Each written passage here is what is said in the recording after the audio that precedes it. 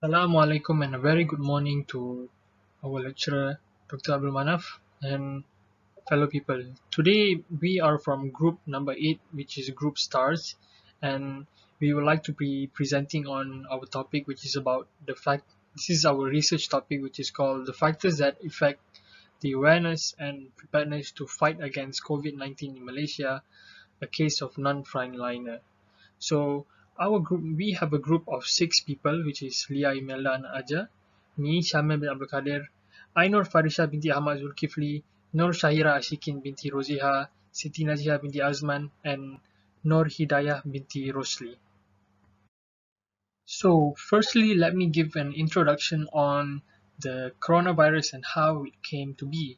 So the first coronavirus case was identified as COVID-19 by the World Health Organization in December 2019 in Wuhan, China's central Hubei region. So COVID-19 became an epidemic that actually it spread around the world, so it resulted in an isolation and a significant economic effect that took bad effect for the whole world. So according to the World Health Organization, an outbreak of viral strains known as severe acute respiratory syndrome, which is SARS, was initially found in China 2003, the history of the MERS-CoV, and has since spread to 26 countries with 8,098 cases reported globally.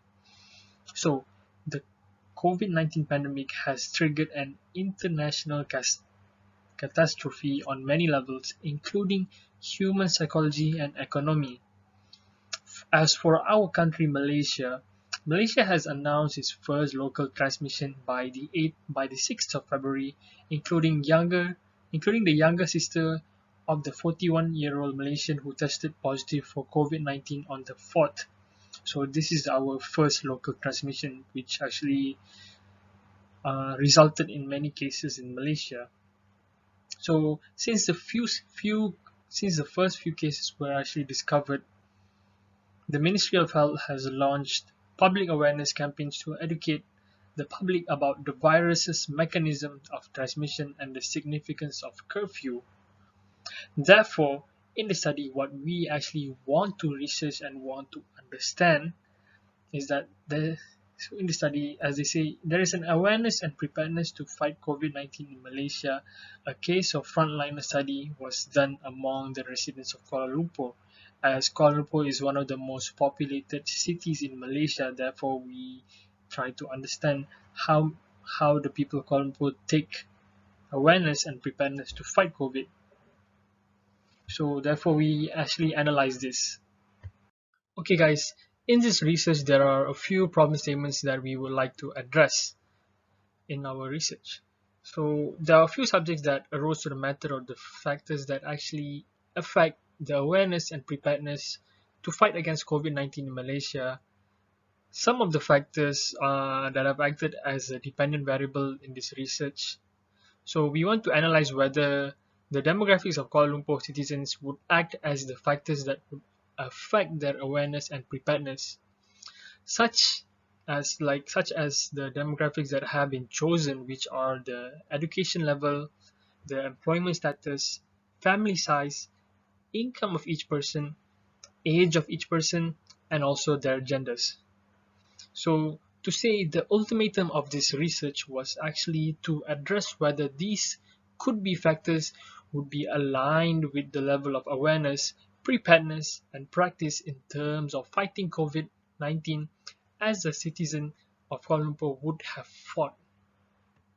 So therefore, based on the introduction of our research, there are a few objectives that we would like to address in this research. Firstly, to actually study and examine the effect of education level on the level of awareness. Second, to study and examine the effect of employment status on the level of awareness. Third, to study and examine the effect of family size on the level of awareness. Fourth, to study and examine the effect of income level on the level of awareness. Fifth, to study and examine the effect of age group on the level of practice. Sixth, to study and examine the effect of gender on the level of awareness. And 7. To study and examine the effect of gender on the level of practice. So therefore, based on our objectives, there are a few questions that we would like to answer in this study. Firstly, does education level affect the level of awareness? Does employment status affect the level of awareness? Does family size affect the level of awareness? Number 4, does income level affect the level of awareness? Number 5, does age affect the level of practice? Number 6, does gender affect the level of awareness? And number 7, does gender affect the level of practice? Moving on to our scope of the study. So the scope refers to our focus on where we would like to focus for the study. So the focus of this research is the factors that affect the awareness and preparedness to fight against COVID-19, a non-frontliner approach. The population under study is selected among citizens of those living in the city of Kuala Lumpur, Malaysia. A sample size of 384 participants will be researched upon, where the demographics are selectively specified in our questionnaires. So moving on to our relevance of the study. So guys, in this research, the study major goal is to actually research about the factors that affect the awareness and preparedness to fight against COVID-19, a non-frontliner approach in Kuala Lumpur specifically. Yet no studies per se has been actually addressed in this issue in links between the concepts. Therefore, there is not much known about the relationship between the factors and the factors of the awareness and preparedness of Kuala Lumpur citizens. Hence, this study is hopefully able to discover the factors that affect the awareness and preparedness to fighting against COVID-19 in a non-frontliner approach, which is the contrary of the frontliners' struggle in Kuala Lumpur. Practically, it is also our hope that the research findings will be able to address in providing information for ideas and also solutions on how the government of Malaysia can provide resources to the citizens of Malaysia to help them to be more aware and prepared to fight against the deadly virus's contamination and spread. For purposes of knowledge, the study findings will allow the general to actually obtain and enhance the theory concepts, and it will also help produce analysis results about the factors that affect the awareness and preparedness to fighting against COVID-19 in Malaysia. Hi, Assalamualaikum. My name is Siti Najam Azman. My metric number 265045. I will continue presentation for chapter number 2. 2.1 Definition and Concept of Investigated Variables. In chapter 2, we will look at the factors that influence COVID-19 awareness and preparedness in Malaysia. This study will only look at non-frontliner in Kuala Lumpur. The state of someone being aware of something is known as awareness. It is also the capability to immediately understand and sense events, as well as to feel or be aware of them. Other studies state that it is a state in which a person is mindful of certain documentation and that information is directly available to apply to a wide range of behavioral activities. The term awareness is a relative term. It could be centered on an internal condition, such as visceral sensation, or an external event via sensory awareness. It's similar to feeling anything, although differs from seeing and experiencing in that it entails a general structure of getting to know what things that see. Preparedness is a collection of actions based on study that are implemented as preventative measures in the event of a disaster. These activities can involve both physical preparation, such as emergency supply depots and structure, adaptation to western earthquakes, as well as emergency response training. Preparedness is a crucial attribute for attaining objective and avoiding or reducing bad results. There are various types of preparedness, such as public health preparedness, local emergency preparedness, or snow preparedness. But disaster preparedness, as defined by United Nations, is the most developed. It entails forecasting and taking precautionary measures before an imminent threat when warnings are possible. Instead of frontliner taking action to combat the virus during the COVID-19 pandemic, non-frontliner must be responsible for ensuring that the infection does not spread throughout Malaysia.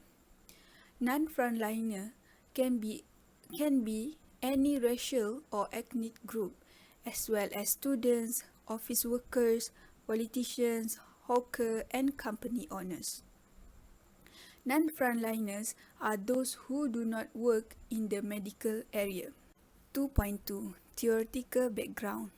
The growth of the consecutive virus has been demonstrated to slow by increased awareness of this disease, as well as good attitudes and practice toward them. The Ministry of Health MOH has launched public awareness campaign to educate the public about the virus route of transmission and the significance of curfews. The MOH has also enforced rigorous restrictions to restrict viral transmission, such as limited outdoor activities, stopping schools, limiting social interaction, and prohibiting most prayers. At this point, however, it appears that understanding the mode of transmission between humans is the more pressing necessity. As a result, a greater emphasis on public awareness must be implemented in order to be prepared to combat the epidemic. The level of awareness and knowledge about COVID-19 prevention were investigated in this study, which include an awareness, attitude, and practice survey among non-frontliner in Kuala Lumpur, Malaysia.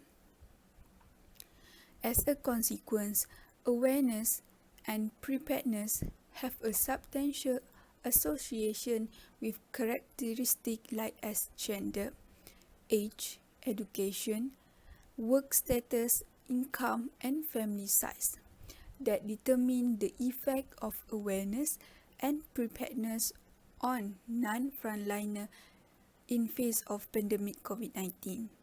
In terms of COVID-19 preparedness, a research found that all participants were aware of the importance of avoiding large crowds, avoiding travel to suspected locations, wearing face masks and hand sanitizer, and keeping good food hygiene.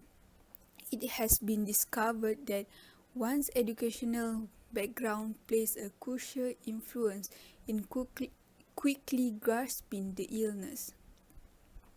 So its gender, its disparities have a huge influence on civilization all over the world, even in the midst of catastrophes.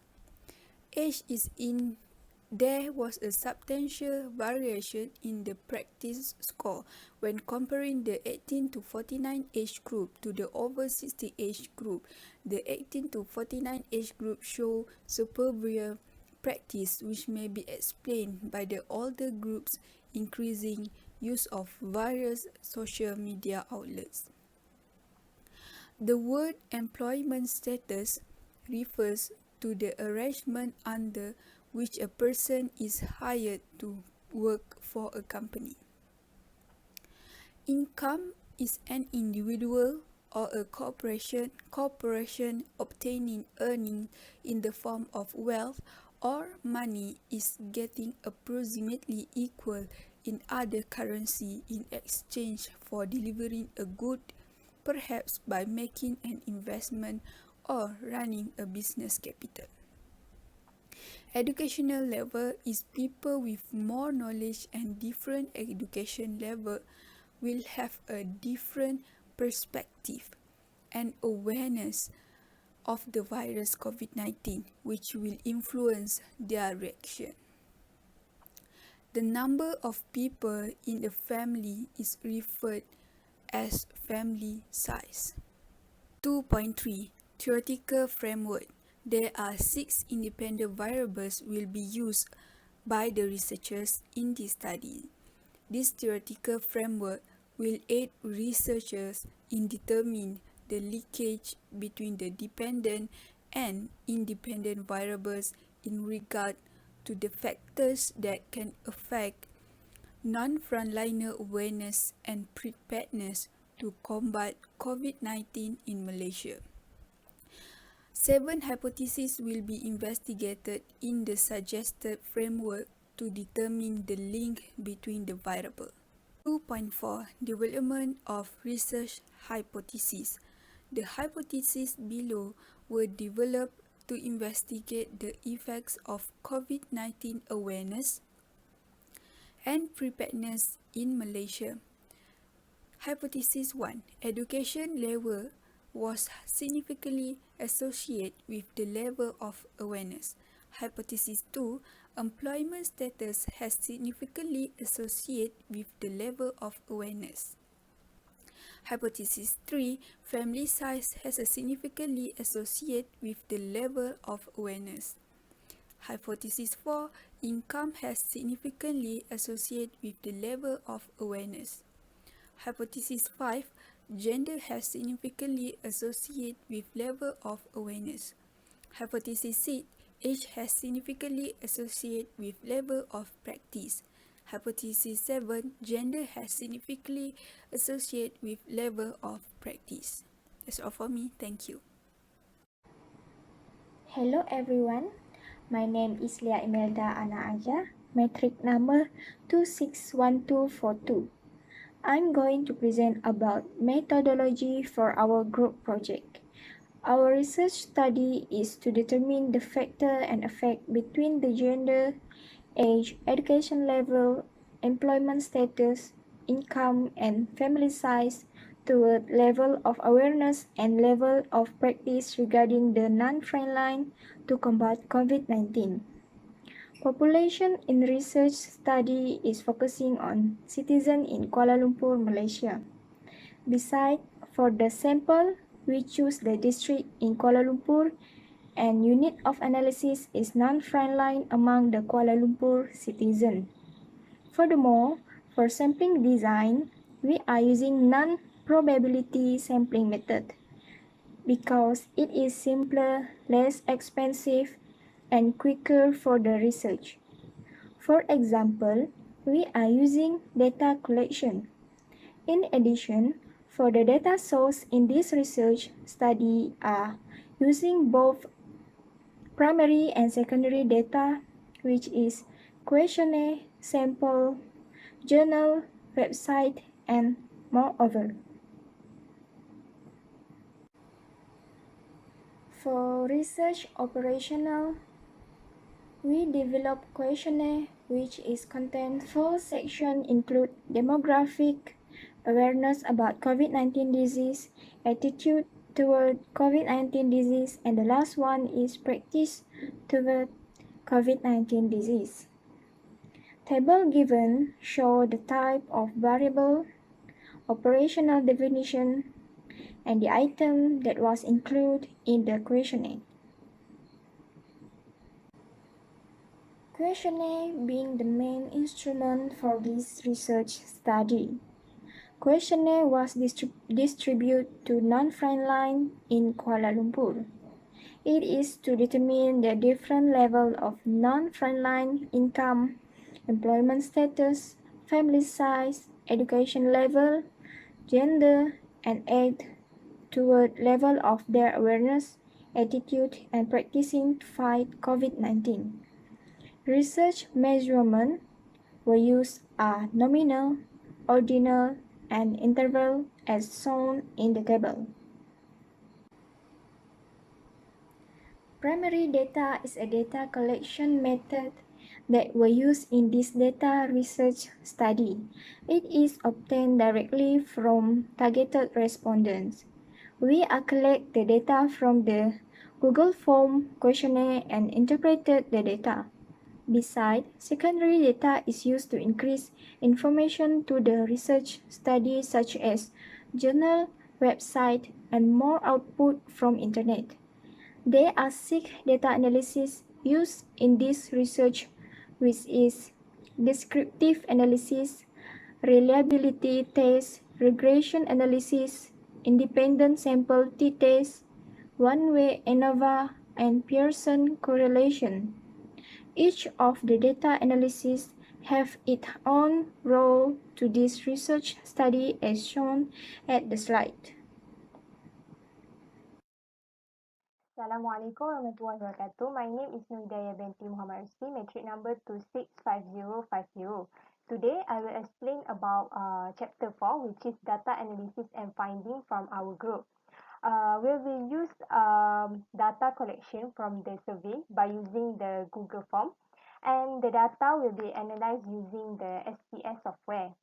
In the first subtopic, which is demographic background, from our research, there are 7 factors for this part: gender, age, district, education level, family size, employment, and income. In the gender section, most of the respondents are female with 62.8%. Meanwhile, the male respondent only 37.2%. In terms of the age group, majority of the respondents were between 18 to 28 years old, which is 76.8%. Next, the district. From our research, our group has choose respondent from Kuala Lumpur to do the survey. And from the 11 district in Kuala Lumpur, most of the respondent was from Cheras with 27.4%, followed by Wangsa Maju with 13.2% and Titi Wangsa with 10.6%. For the level of education, there are 4 levels, which is SPM level, diploma or matriculation, degree level, and lastly master level. Based on the results, 63.9% of the respondents were the bachelor degree holder. And next, in terms of family size, the highest number of the respondents come from the family size of 5 to 7, which is 59.1%, followed by family size of 2 to 4, and lastly, family size of 7 and above. Based on the result for the employment section that taken from the respondent, students were the highest respondent for this survey with 62.6%, and the lowest respondent is unemployed with 3.7%. And lastly, the income of the respondents, most of the income for the respondent was less than 3,000 with 74.9%. Meanwhile, the respondent with income more than 2,000 was the lowest one. In the next subtopic, which is subtopic 4.2, discuss about normality test. Normality test is conducted using SPSS software, which is to test the distribution of the data. Usually, normality of the data is based on the sweetness and kurtosis. Based on the data, there are 3 variables, which is awareness, attitude, and practice. And the results show that all the variables are in the normal distribution because their sweetness and kurtosis value for all the value are in the range of -2 to 2.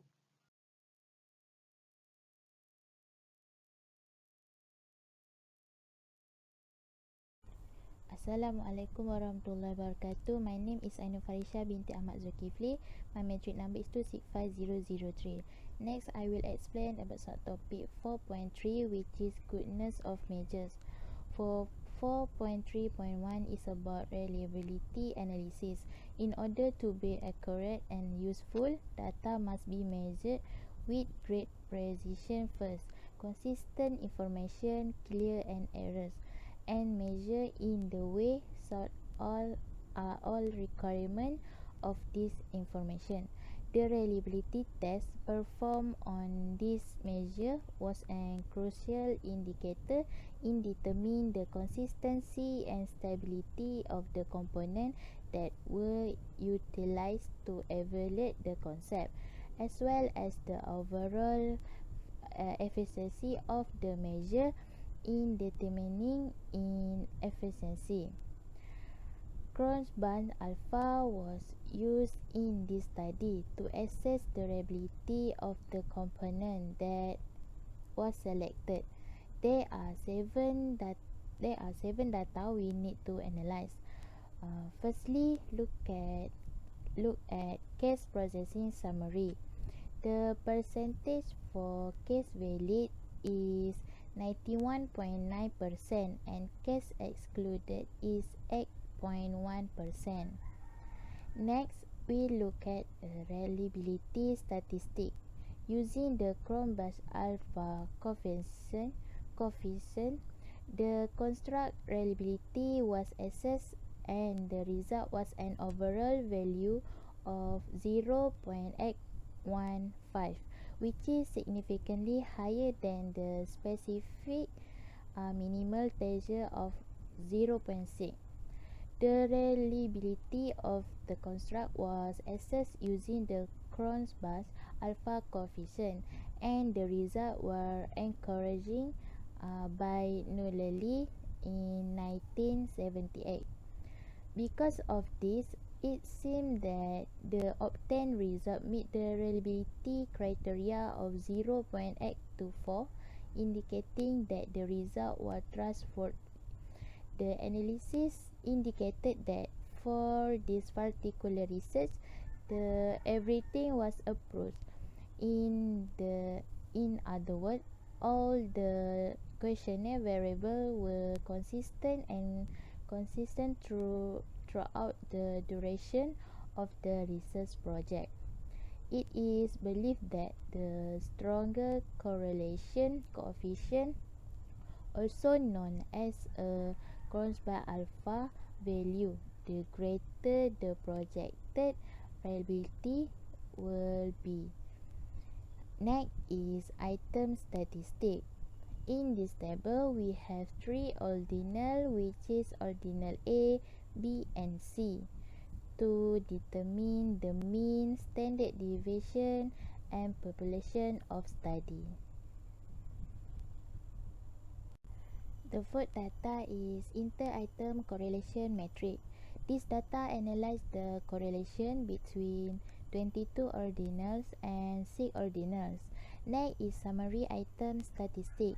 In this table, we have item means and inter-item correlation to determine the means, minimum value, maximum value, range, and variance.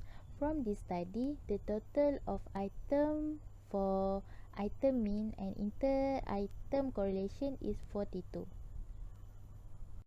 Next is item total statistic. In this table, we have three ordinals, which is ordinal A, B, and C, to determine the value of scale mean if item deleted, scale variant if item deleted, corrected item total correction, and Cronbus alpha if item deleted.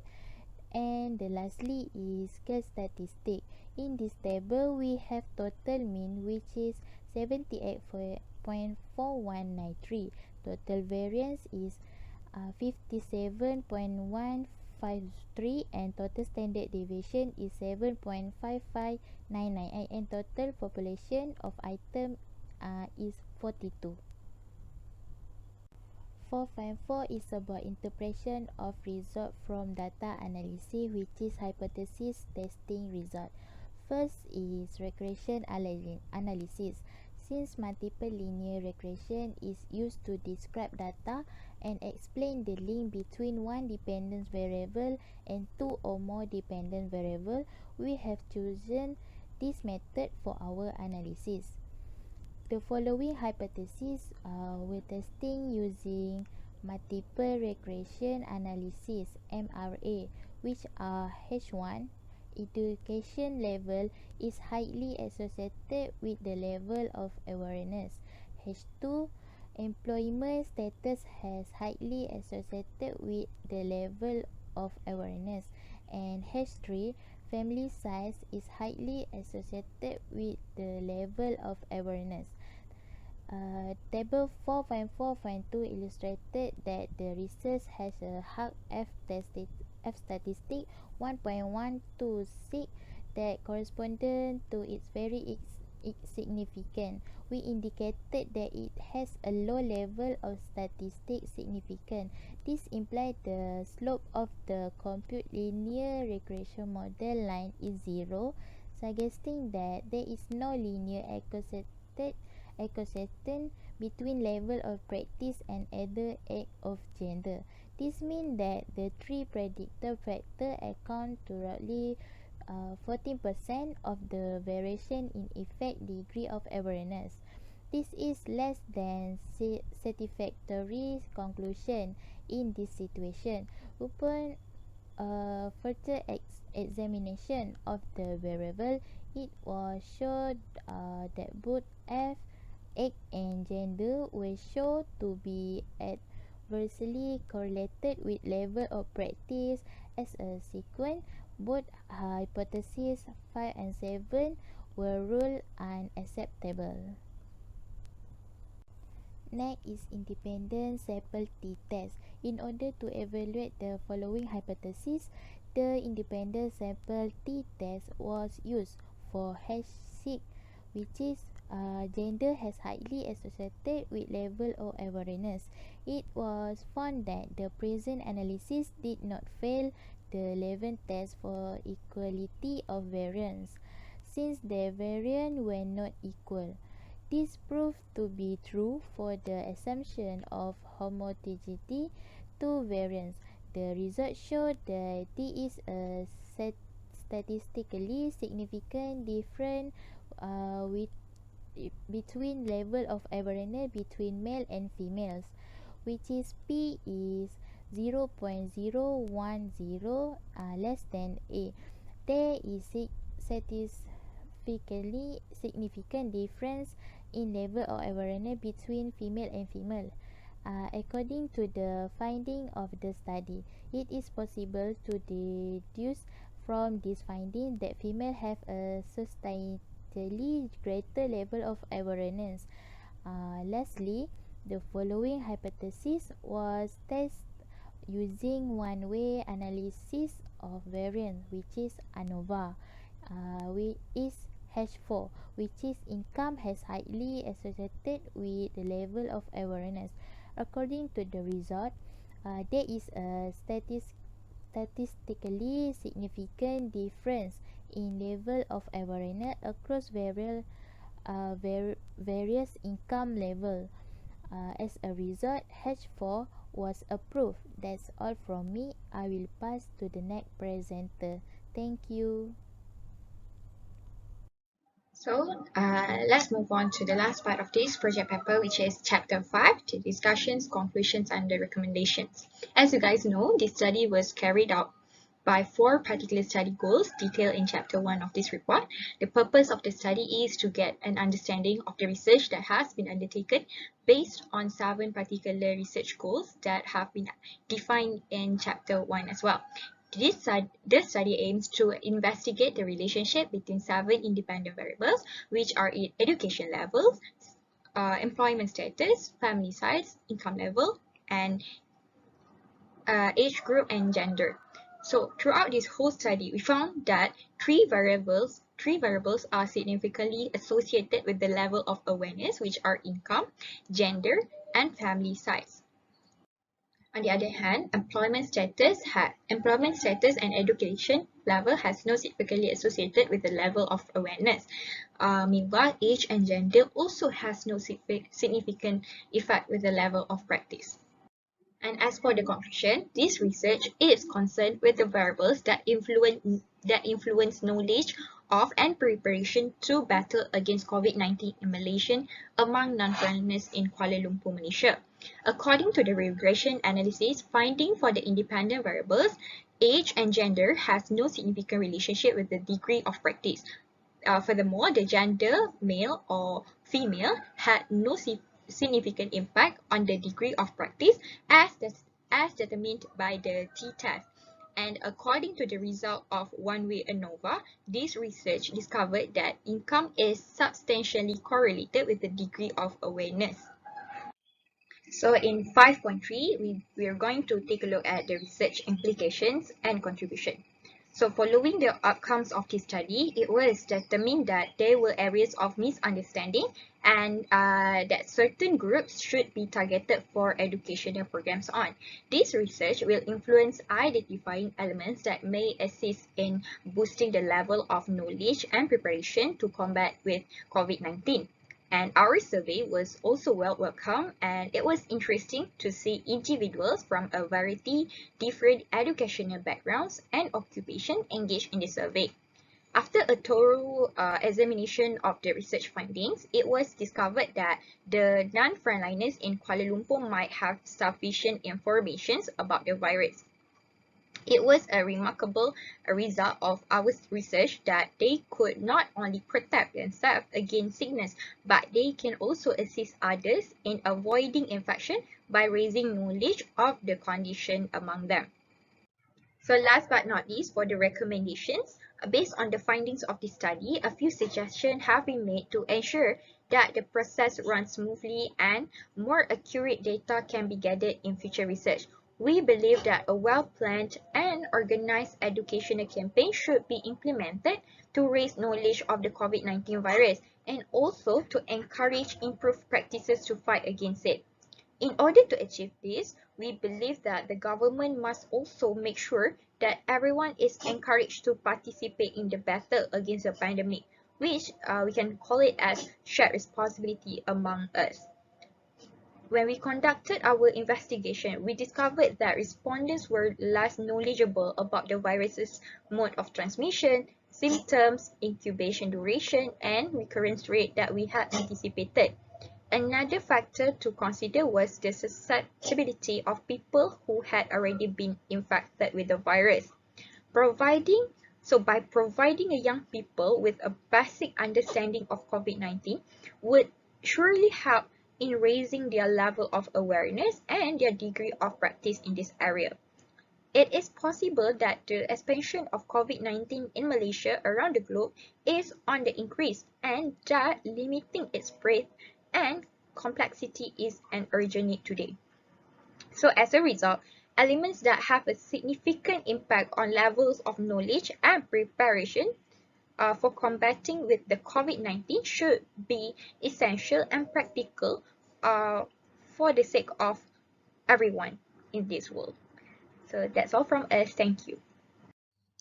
Last but not least, we would like to show our appreciation to Dr. Abdul Manaf for actually helping us and guiding us the steps and the process of actually making this research become a success. Secondly, we would like to thank the people who actually answered our questionnaires and helped us into making this research possible. Thank you very much. From Group 8, which is Group Stars. Before we end this research of ours, there are a few questions that we would like to be asked. Firstly is, how would the factors researched above help guide the government in helping the citizens of Malaysia? Secondly, to what extent will the duration of the pandemic affect the preparedness and awareness of the non-frontliner in fighting against COVID-19? And lastly, what is the significance of this research in guiding analysts to project COVID-19 statistics among the factors related to the research?